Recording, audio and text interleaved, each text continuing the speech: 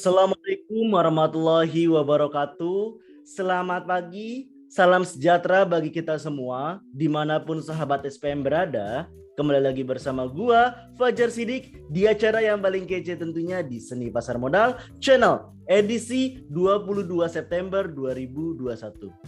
Pada edisi ini, kita akan nge-recap IHSG dan pergerakannya, serta review emiten-emiten yang udah gue rekomendasi pada hari kemarin, tanggal 21 September 2021. Serta kira-kira apa nih emiten yang bisa dimasukin watchlist untuk perdagangan trading harian pada hari ini, tanggal 22 September 2021. Sebelum itu, jangan lupa bagikan konten ini jika bermanfaat ke teman-teman kalian. Jangan lupa like, share, dan subscribe di bawah ini ya. Karena satu jempol kamu, aksi jempol kamu itu sangat bermanfaat bagi konten kreator. Oke, tanpa berlama-lama lagi, you check it out.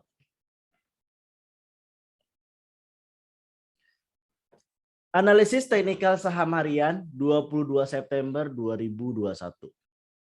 Ini adalah pergerakan indeks harian pada hari kemarin, tanggal 21 September 2021. Bisa dilihat di sini secara overall pergerakan dari indeks-indeks di bursa itu mayoritas merah ya, atau mayoritas koreksi. Ini tergambar dari IHSG sendiri terkoreksi minus 0,25%. Walaupun ada yang positif, itu rata-rata adalah Jakarta Islamic Index 0,33% positif, ISI 0,32% positif, infrastruktur 0,32% positif, IDX SMC Com 0,12% positif, IDX SMC Liquid 0,93% positif. Hal ini menggambarkan bahwa rata-rata saham-saham yang berhubungan syariah itu hijau. Dari beberapa waktu lalu selalu kayak sedikit terbalik dengan IHSG gitu, komposisi IHSG. Tapi secara overall ini masih yang namanya tekanan untuk yang namanya turun atau koreksi, atau bisa dibilang juga konsolidasi lah kayak gitu. Tapi ini jangan heran, jadi ini 6060 menuju ke 5900, nanti balik lagi gitu ke 6100 sekian gitu.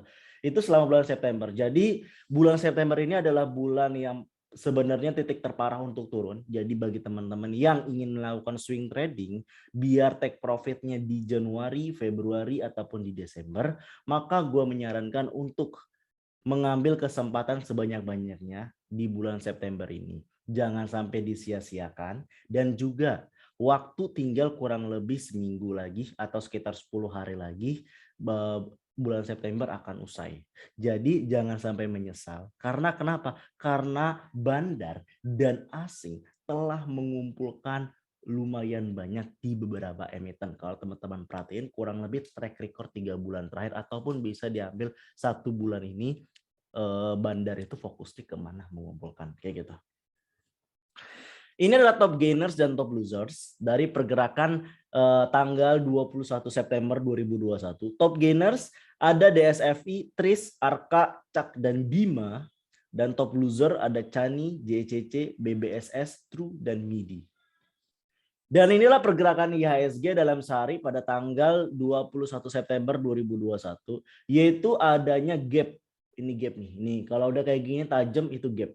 Penurunan yang tajam gap, lalu tiba-tiba naik. Artinya dia akan mencoba menutup gap lagi dari sini ke sini nih. Ini. Sekarang karakteristik IHSG kayak gitu. Dia membuka gap terus ditutup lagi pada perdagangan hari esoknya atau lusanya. Jadi ada kemungkinan hari ini akan naik. Karena apa? Karena dia akan mencoba menutup gap nih, menutup gap dari sini ke sini. Menutup gap. Gitu. Hal ini ditambah dengan lihat volume pada perdagangan akhir sesi cukup tinggi. Ini bisa menjadi loncatan untuk gap pada perdagangan hari ini tanggal 22 September 2021. Dan ini adalah top net foreign buys pada perdagangan kemarin, yaitu ada Friend, Buka, MLPL, Citra, dan Telkom. Serta top net foreign sell ada Zing, BBRI, Era, CBMF, dan Kota. Lalu selanjutnya ada yang namanya Pom Pom News. Apa itu Pom Pom News? Pom-pom news itu adalah berita yang dikeluarkan setelah bursa mengalami penutupan. Ada beberapa yang menarik dari selama penutupan. Itu yang pertama adalah berita dari cnbcindonesia.com. Saham dinilai sudah murah, Dow Jones dibuka melesat 234 poin. Jakarta CNBC Indonesia, bursa saham Amerika Serikat dibuka menguat tipis pada perdagangan Selasa 21 September 2021. Menyusul aksi beli di kala koreksi buy on weakness, para pemodal indeks Dow Jones Industrial Average melesat 234 poin atau positif 0,7%. Pukul 8.30 waktu setempat atau 20.30 waktu Indonesia bagian Barat. Nah, hal ini menjadi salah satu berita positif dan akan berdampak secara langsung ataupun tidak langsung terhadap pergerakan IHSG gitu. Yaitu adalah di mana penggiringan opininya saham dinilai sudah murah. Itu adalah kalimat yang namanya kalimat suggestion untuk memberikan sentimen positif kepada pasar. Oke, semua saham murah, yuk lakukan investing, yuk lakukan yang namanya trading. Itu. Jadi jangan menyalahkan kalau hari ini bisa jadi selain menutup gap bisa juga malah bikin gap atas lagi. We will see. Lanjut. Berita kedua, likuiditas bank melimpah. Bank Indonesia minta bunga kredit turun lagi. Berita dari CNBC Indonesia, Bank Indonesia mencatat rasio kecukupan modal Capital Adequacy Ratio atau CAR perbankan pada Juli 2021 terdapat tertinggi sebesar 24,57%. Kondisi likuiditas bank juga melimpah saat ini. Gubernur Bank Indonesia, Peri Warijioyo, memberi pesan khusus kepada perbankan. Dalam hal ini menggambarkan bahwa suatu kabar positif untuk para banker-banker, para pemegang saham-saham bank, likuiditas bank melimpah. Bukan emiten kode bank ya, tapi semua sektor di perbankan itu ya. Ini juga sama kabar positif karena itu secara tidak langsung tapi dia mempunyai korelasi positif sebenarnya, yaitu jika bunga kredit turun maka itu akan berdampak pada sentimen pasar yang akan ke arah positif. Itu. Berita ketiga, perkantoran non-esensial boleh WFO lagi, work from office. Lagi, Kadin minta pengusaha patuhi aturan. Jakarta, berita dari Tempo.co, Wakil Ketua Umum Kadin Indonesia bidang pengembangan otonomi daerah Sarman Simanjorang memperkirakan diperbolehkannya perkantoran non-esensial untuk melaksanakan work from office atau WFO dengan kapasitas 25% akan memiliki dampak positif terhadap aktivitas perekonomian. Yang pertama berita Dow Jones, yang kedua adalah berita boleh WFO lagi. Ini dua kabar positif yang cukup sebenarnya untuk menaikkan sentimen positif untuk menaikkan IHSG pada perdagangan hari ini. Berita terakhir, BUJT waskita tol dan 23 bank teken restrukturisasi 3,8 triliun rupiah.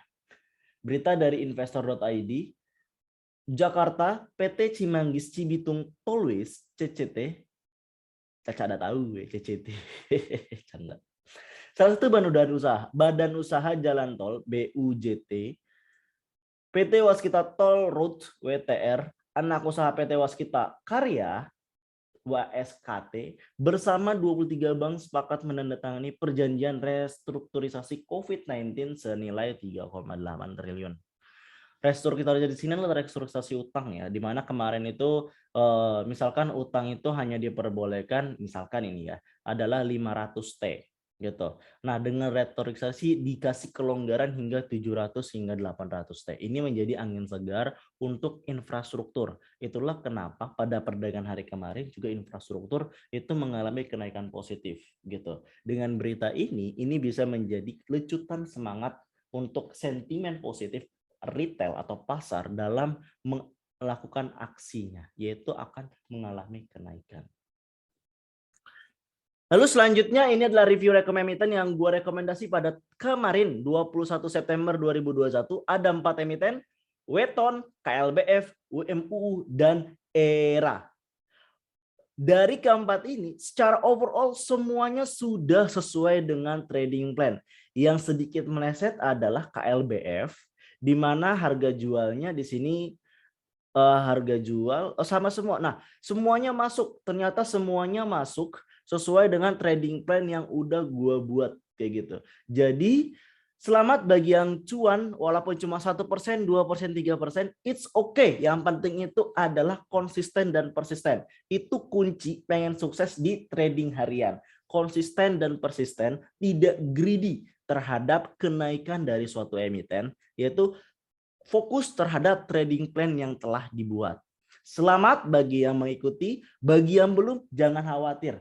Setelah ini gua akan kasih rekomen kira-kira emiten apa yang menarik untuk perdagangan hari ini 22 September 2021.